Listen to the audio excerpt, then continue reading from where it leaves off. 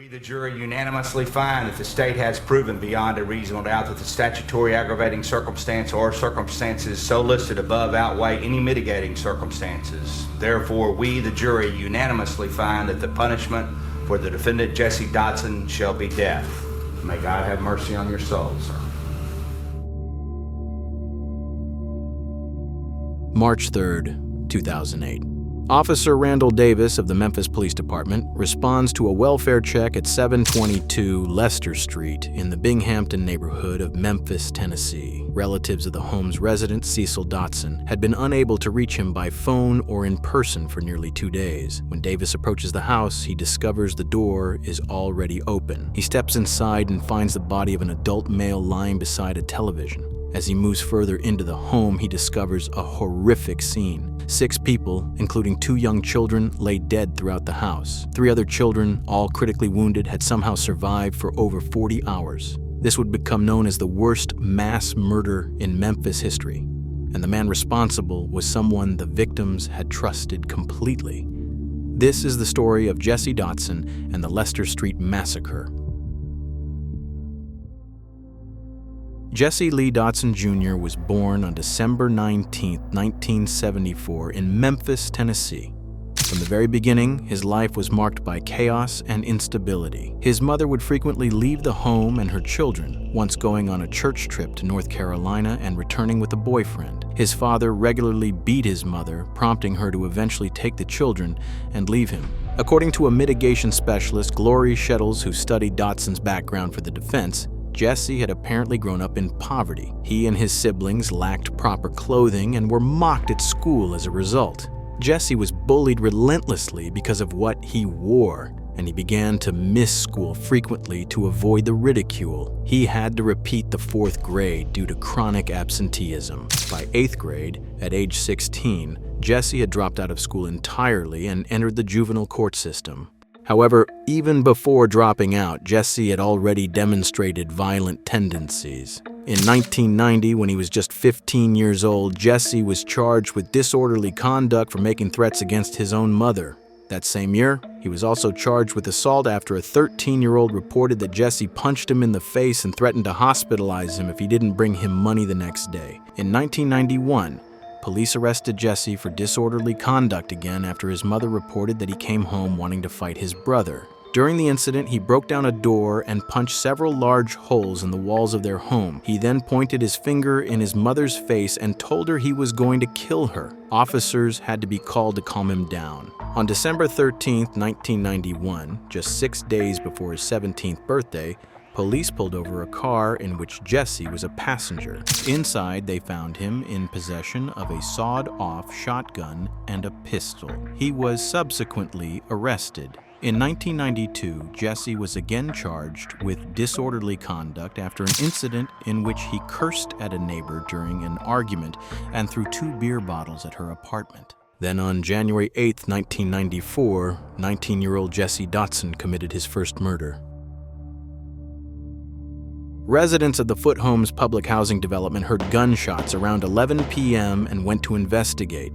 They found the body of 43-year-old Hallie Ralph Cox, dressed in painter's clothes, shot once in the head.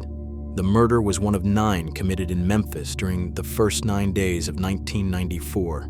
The killing had stemmed from a drug deal gone bad. Cox had purchased what he thought was crack cocaine from Jessie, but later discovered it was nothing more than soap shavings. When Cox confronted Jessie about the fake drugs, the 2 men argued and Jessie shot and killed him. The murder remained unsolved for months, prompting police to offer a $1,000 reward for information. On May 5th, 1994, police finally arrested Jessie Dotson in connection with the case. Jessie was originally charged with first-degree murder, but he pleaded guilty to second-degree murder as part of a plea deal and agreed to 18 years in prison. He was first eligible for parole after about 5.5 years. However, Jessie did not receive parole for 13 years. As part of his parole conditions, he was required to serve the remainder of his prison sentence if he was ever caught with a weapon or drugs, or if he was involved in any other criminal activity. He ultimately served 14 years in prison for the murder and was released on August 27, 2007. His parole later officially ended on January 26, 2008. He rarely got mail, visitors, or even phone calls, and he seemed to harbor ill feelings against his family, especially his brother Cecil. He stayed in there with me about 3 months. He told me about he was gonna do something to his brother when he got out. And when he got out, he was gonna do something. He couldn't leave no witness behind. He never talk about violence. I always talk about robbing people. I always talk about doing something to folks. Upon his release from prison, Jesse moved in with his sister, Nicole Dodson, at her apartment in Goodwill Village in Memphis. He began working with his father, Jessie Dotson, Sr., as a painter. Despite the hostile relationship he'd had with his family throughout his youth, Jesse rekindled his relationship with his younger brother, 30-year-old Cecil Dotson. Cecil worked as a maintenance man at an apartment building and rented a house at 722 Lester Street, just north of Summer Avenue in the Binghamton neighborhood. Cecil lived there with his girlfriend, 27-year-old Marissa Renee Williams, who was the mother of 4 of his children. However, even with the renewed relationship, tensions between Jesse and Cecil remained. On January 29, 2008, just 3 days after Jesse's parole ended, Jesse, Cecil, and several other men were playing cards at Cecil's home. After the card game, Jesse stood up, put on Cecil's leather jacket, and began to walk out of the house. Cecil confronted him about taking his jacket. However, it's not clear if this escalated into a major argument. On Saturday, March 1st, 2008, Jessie Dotson Sr., Jesse Jr., and William Waddell, Cecil's and Jesse's half-brother, went to Cecil's Lester Street home to watch a televised University of Memphis basketball game. Marissa Williams and the 5 children were also present. However, the group was unable to watch the game because Cecil's television could not receive the broadcast. Jesse Sr. left Cecil's house around 6 o'clock or 6:30 p.m., and as he was leaving, he saw Cecil on the porch cleaning his grill and preparing to barbecue. Later that evening, 2 of Cecil's friends arrived at the house, 33-year-old Hollis Seals and 22-year-old Shindri Robertson. The group spent the evening together, and at some point, Jesse Jr., Cecil, and Hollis Seals left the house and drove to an acquaintance's apartment. They eventually returned to Lester Street. Unfortunately, things take a much darker turn from here.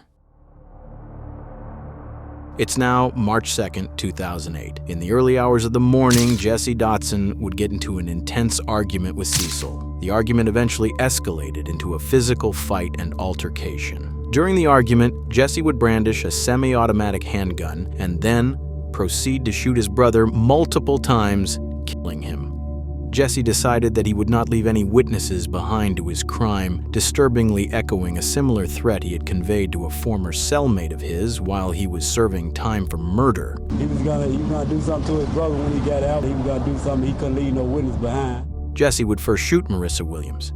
He then shot Hollis Seals and Shindri Robertson. All 4 adults in the house would die of gunshot wounds. And even more disturbingly, Jesse would set his sights on the young children in the home. Instead of continuing to use his gun, however, he'd grab wooden boards from inside the house and several kitchen knives. He had told police later that he'd run out of bullets. Jesse would attack 4-year-old Samario Dotson. He then attacked 2-year-old Cecil Dotson II. He also attacked 9-year-old Cecil Dotson Jr., known as CJ, 5-year-old Cedric Dotson, and 2-month-old Sania Dotson. CJ, who would survive the ordeal, said that his uncle attacked him initially. The young boy tried to call 911 but dropped the phone when he saw his uncle standing in the doorway. CJ would ask to use the restroom, but as he entered, Jesse stabbed him. Following the gruesome massacre, Jesse tried to make it look like the crime was related to gang violence. He moved bodies, disposed of some of the weapons, and collected cartridge casings. He also planted several drugs on some of the adult victims and fled the scene using CJ's bicycle, hiding it at his girlfriend's house. And then, Jesse went out for dinner at a restaurant that evening, and the next day he would head out to work. For over 40 hours, nobody knew what had precisely transpired within the Lester Street home. Neighbors in the area had not initially called emergency services as gunfire was a common occurrence, and so nobody had thought the sounds of the gunshots in the Lester Street area was worth calling the police for. By March 3rd, 2008, Cecil's relatives contacted police after being unable to reach him. It was at this point that Officer Randall Davis would respond to the welfare check and enter the home through the front door. Inside, he would find the horrifying crime scene. Eventually, firefighters arrived, and the smell was apparently that of spoiled blood inside the home. They found CJ still alive in the bathtub. Despite a knife being stuck in his head, he had miraculously survived. They found Cedric and Senia to still be alive as well. Unfortunately, though, all other people staying in the Lester Street home that day were dead. Cecil Dotson was known to police as being affiliated with a gang known as the Gangster Disciples, and so investigators initially believed that it was a gang-related retaliation that had led to the attack. Hollis Seals also had a criminal record along with Cecil, and that included possession of illegal drugs and firearms. The surviving Dotson family members, including Jessie Dotson, were taken into protective custody. For days, police pursued the idea of the hit being related to gang activity, but on March 7, 2008, CJ was finally able to speak with investigators.